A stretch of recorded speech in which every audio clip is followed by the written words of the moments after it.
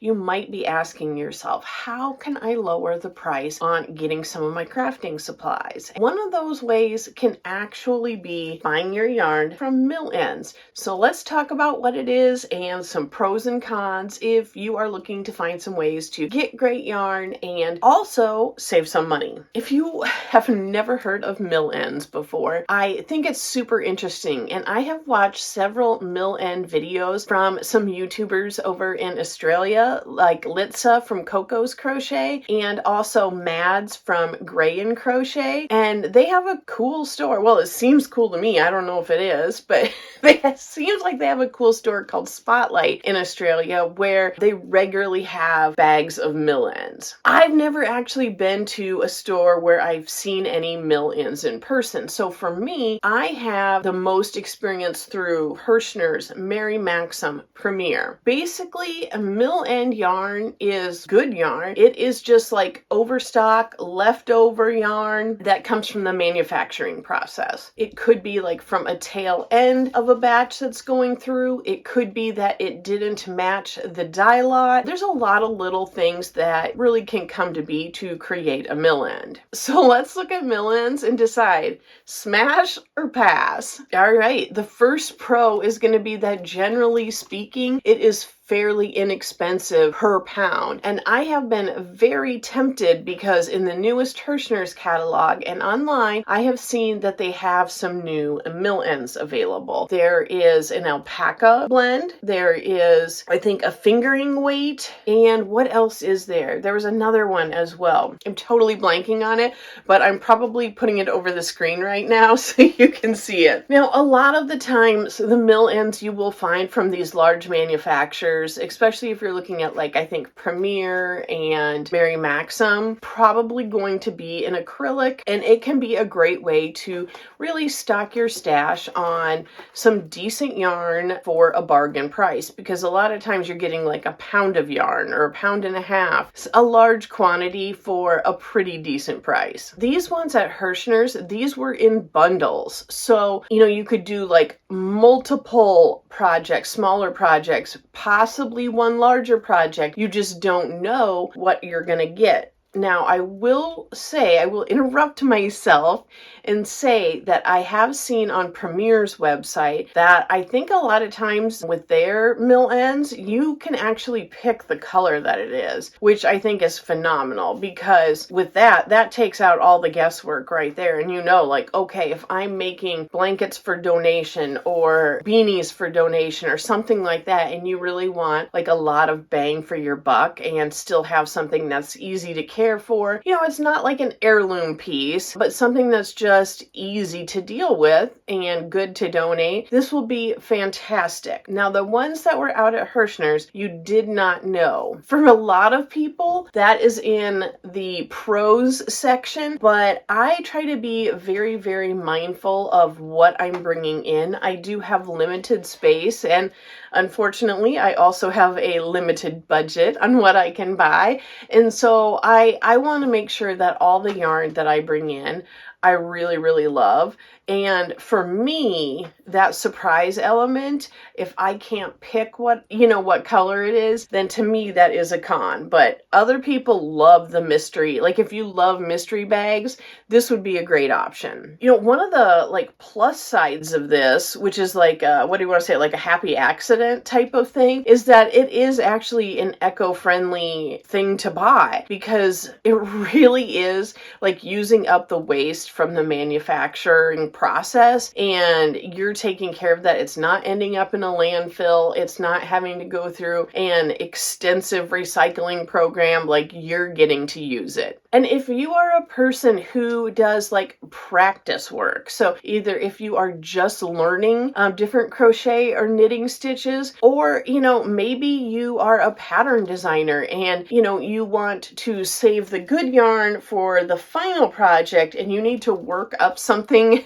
beforehand on your prototypes, that is a great way to do that as well with some very inexpensive yarn. So if you're thinking, that sounds great, I'm going to order some mill ends right now, why don't you watch the second half of the video, because there are a couple downsides. The first one is going to be that, generally speaking, they don't have labels on them. You'll probably know like how many grams is in it, but you are not knowing like exactly what type of yarn it is. You might be able to guess if it's something that looks similar but the color's a little off, but generally speaking, you're not going to know the entire fiber content. You're not going to know like the washing instructions. So things like that can be a little bit troublesome. I know when you order, a lot of times you can specifically be ordering, like if you were ordering cotton blend wool mill ends or wool or acrylic. I can see like myself, like with me,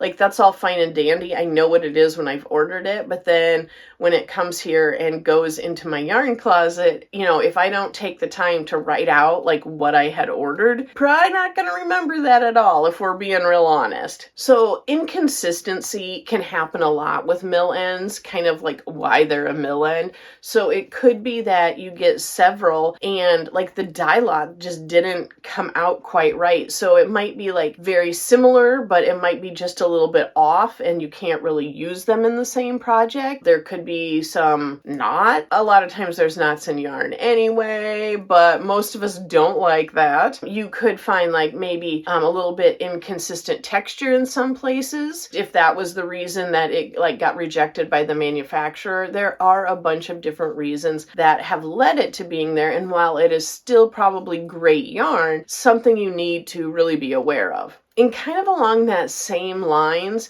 it's the whole like having enough to do a project of something. If you are ordering mill ends and say you order 3 different packages, you might not get any of the same things. You're not guaranteed that you would have enough to do a project, are probably not going to be able to go to the store and find the yarn that would match it if you want more, if you run out. You might have to frog a whole project and pick a whole different yarn because you found out you were however much too short, of getting that baby blanket done or whatever. And then I think what's easy too is that it can tend to be one of those things where when you're looking at like buying and storing, and like I said, I'm trying so hard to purchase with a purpose. And if you're ordering things like that and you don't know what exactly it's gonna be, but it's cheap, a lot of us fall into that where we're very tempted to buy something because of the price, but then if it's not what like we would have just picked out on our own, chances are it will just sit there and not get used. So kind of a waste of money if it's not being used. If you are wanting to buy mill ends, if you ever have the chance to do them in person, that is of course going to be the easiest thing. Really try to see look on sites. Like I said, I'm pretty sure Premier has it where when you click, when they do have them, like I believe you've been able to pick out colors before, like it's pretty specific with what type you're getting. Something also super important when if you're looking online or in a catalog or something like that, really look, because I think it can be deceiving when you're looking at how they are labeled and you might think you're getting a certain amount of yarn for a certain price. It'll have like a certain quantity, like 2 skeins of yarn, and then it will have down low in the details, it'll say like the yardage, it'll be like 900 yards, but a lot of times they have combined the yardage of all of the yarn that you're getting in that total for yardage there.